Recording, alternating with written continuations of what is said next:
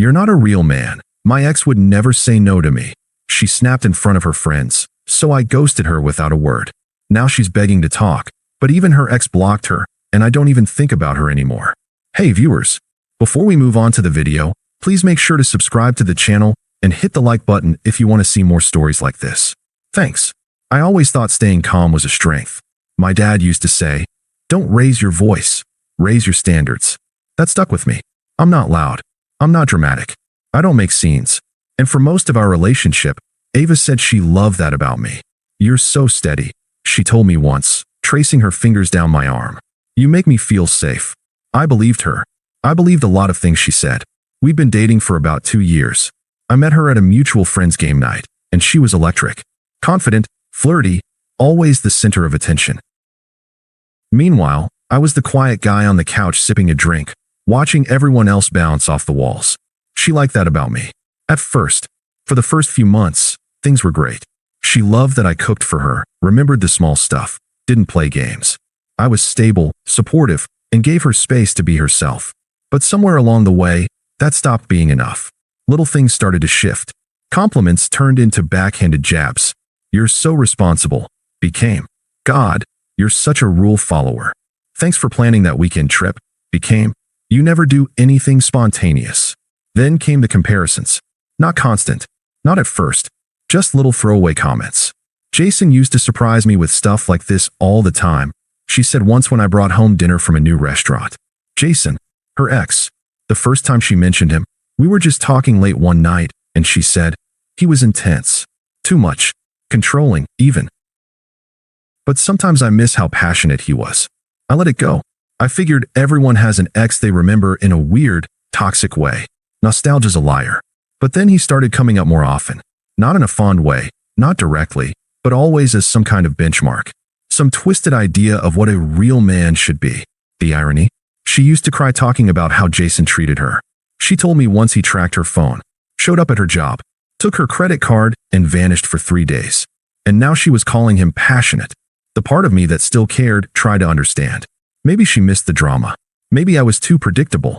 But deep down, I think she just missed attention. Any kind, even the destructive kind. I should have left sooner. I know that now. But at the time, I just tried harder. Took her on trips. Listened more. Said yes to more things.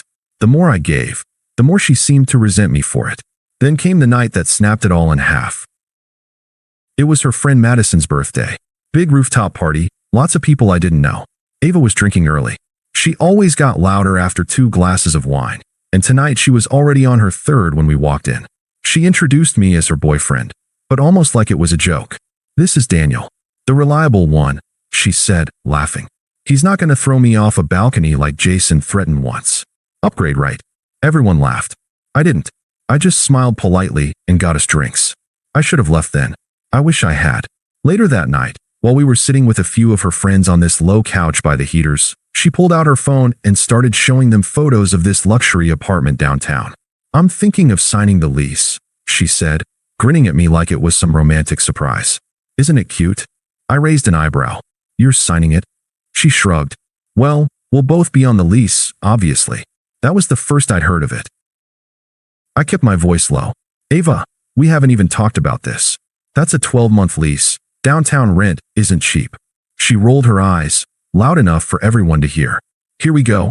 I'm not trying to argue," I said calmly. "I'm saying we should talk about it. Privately." Then she turned to her friends and said, "This is what I mean. He can't make a decision unless it's in a spreadsheet." I sat back, silent. And then she snapped. Loud. In front of everyone. "You're not a real man," she said. Her voice slurred just enough to sharpen it. "Jason would never say no to me. He just handled things. You're scared of everything." The music didn't stop. The conversations didn't freeze. But the air did. Her friends looked away. One of them mumbled something about going to get another drink. I just stood up. Didn't yell. Didn't argue. Didn't even look at her. I finished my beer, put the empty bottle down on the table, and walked out of the party without a word. That was the last time I saw Ava. At least, for a while. I didn't answer her texts that night. Didn't respond the next morning either. By noon, I'd blocked her on everything. Phone, socials, even Venmo. I didn't post anything, didn't announce anything. I just vanished from her life. She wasn't expecting that. Ava was used to yelling, crying, storming out, and then making up the next day. She was used to drama and snap forgiveness. But I don't work that way. I moved out of our shared apartment the next day while she was still at work. I'd already been paying most of the rent anyway. I packed up everything that was mine and left the key on the kitchen counter. No note, no closure, just silence. At first, she acted like it was nothing. A few messages came in from an unknown number. So you're ghosting me now? That's cute. You'll come crawling back like you always do. It was a party. I was drunk. Grow up. I didn't reply. 2 days later. You seriously just moved out without a word? You're overreacting. I was just mad. We're supposed to talk through stuff. You're acting like some petty child. Fine. If you want to act like this, stay gone. I did. And the longer I stayed gone, the more it seemed to unravel her. By the end of the week, the tone changed completely. Can we please just talk? 1 coffee. 5 minutes. I messed up. I was drunk and stupid. You know I didn't mean that. You're not even going to give me a chance to explain? I read them all, but I never responded. There wasn't anything to explain. She said what she meant. You're not a real man. Jason would never say no to me. She wanted control. She wanted someone to chase her after being publicly humiliated. She wanted the old pattern. Cruelty, silence, then attention. I wasn't giving it to her. That's when the outside pressure started. Her best friend, Camila, texted me. Ava's been crying for days. I know she messed up, but no one deserves to be ignored like this. Then a mutual friend, Eric, messaged me on Instagram. Dude, she's not doing well. At least let her say her piece. They meant well, but they weren't there. They didn't hear what she said. Or maybe they did, and just didn't care enough to remember it. I didn't explain myself. I didn't argue. I just removed both of them too. That weekend, I stayed with my coworker Lena. She offered her guest room when I mentioned I needed a place for a while. She didn't ask for details, didn't pry. She just handed me a spare key and a blanket and said, "You don't owe anyone your peace." I'll never forget that. We weren't close before, but that week changed things. She saw me at my lowest and never asked for anything in return. We'd eat quiet dinners, talk about stupid work stuff, watch shows on opposite ends of the couch. It was peaceful. Meanwhile, Ava's silence didn't last long. I started getting new number texts every few days. I knew they were from her even before opening them. Jason's not answering my calls. I think he blocked me. I didn't even want to talk about that apartment. You made it awkward. I was trying to build a life with you, but you just ran. Don't you miss me? It was all slipping through her fingers. Her grip, her image, her control. One night, she sent a voice message. I didn't play it. I just watched the waveform bounce, then deleted it. She even tried Venmo messaging me $1 with "Can we talk?" I hit block again. I started sleeping better, working harder. Lena and I got closer. She never brought up Ava unless I did. I appreciated that. It made it easier to let the weight drop. And somewhere in the middle of it all, I realized I wasn't sad. I was free. Ava wasn't just toxic. She was performative. Everything was for attention, control, or reaction. The second I gave her none of that, the illusion shattered. She wasn't heartbroken. She was humiliated. Jason didn't want her. I didn't want her. And for the first time, she was forced to sit in silence she didn't control. I didn't need revenge. I didn't need closure. I just needed to not care anymore. And that's exactly where I was headed. I thought blocking Ava would be the end of it. But people like her don't go quiet without a fight. Not when they've lost the spotlight. The next time I heard her name was at work. Lena walked into the break room, phone in hand, shaking her head. "You're not going to believe this," she said. "Guess who just followed me on Instagram?" I didn't have to guess.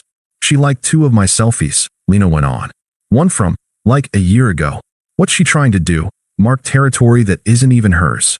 I sighed. She's spiraling. No, Lena said. She's watching. Ava didn't message Lena directly, but it was obvious. She was trying to rattle something. Test the water. See if I'd come chasing if she got close enough to someone I trusted. It didn't work. Instead, it made things clearer.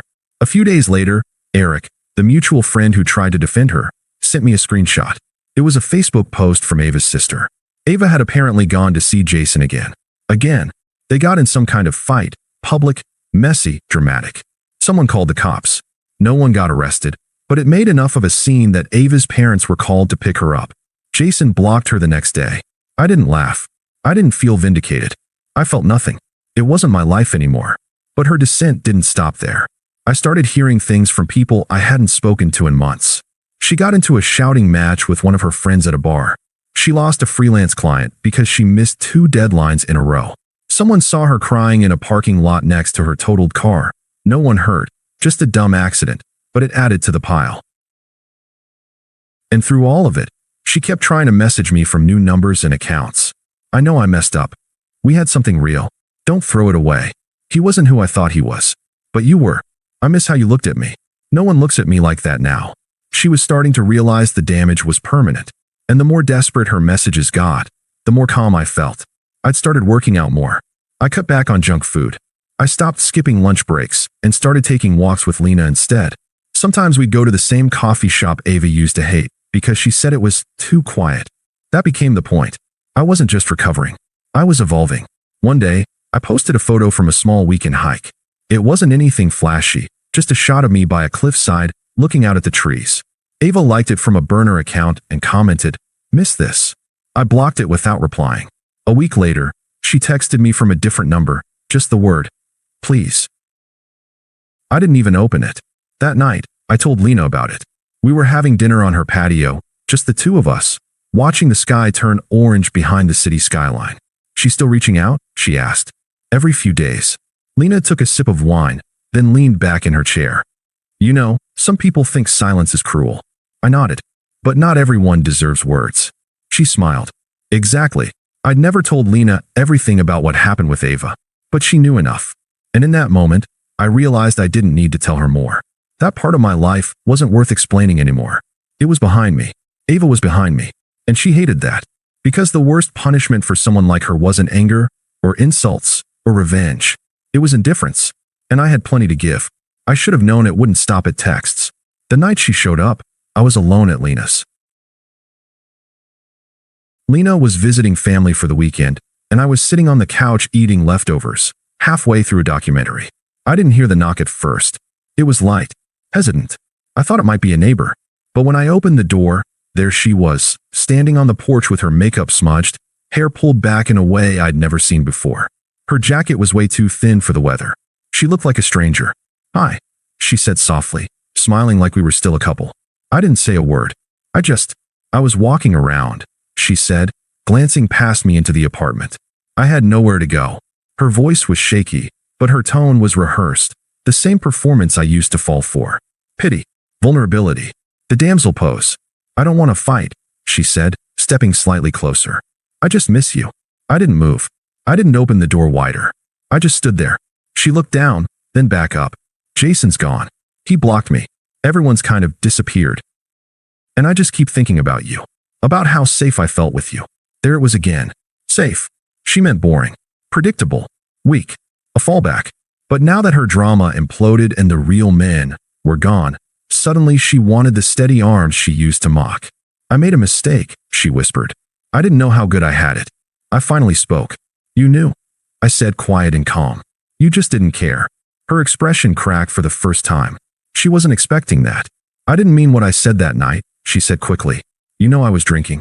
"I was angry. You meant every word," I said. "Because drunk you isn't different." She's just honest. She tried to step forward again, but I blocked the frame. "Please," she said. "Can't we just talk for 5 minutes? Just talk. That's all I'm asking." I looked at her for a long moment. Then I shut the door. No anger. No slamming. Just click. She stayed out there for a few more seconds, maybe waiting for the door to reopen. Then I heard her walk off. She never knocked again. After that, things went quiet for a while.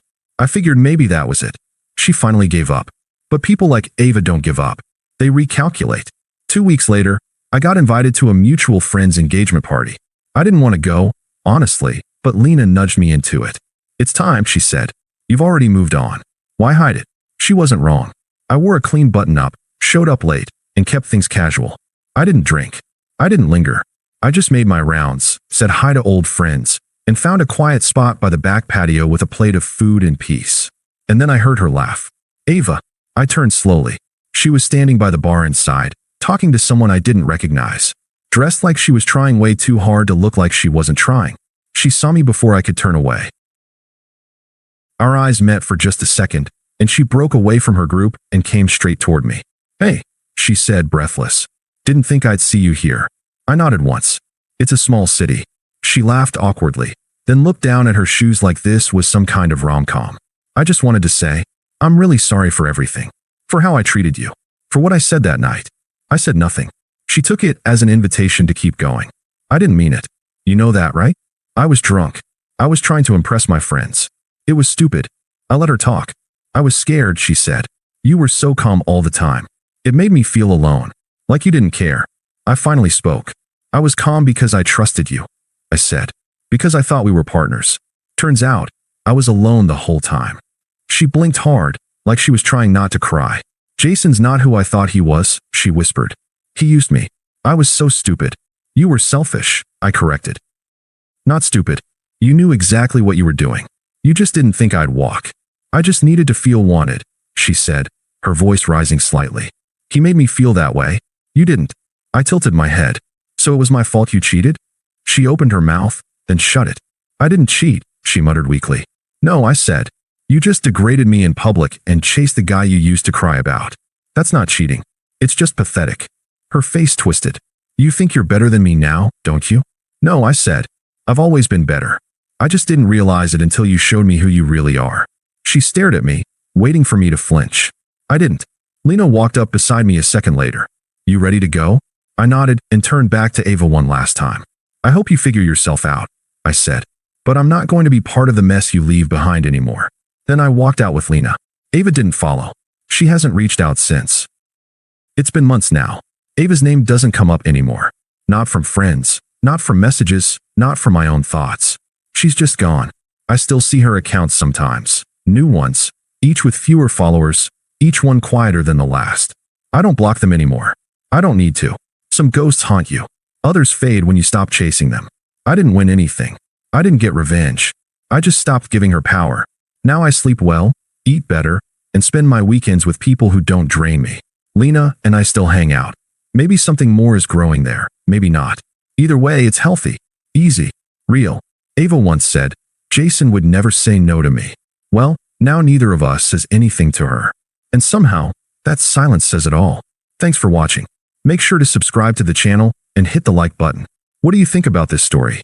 Share it in the comments.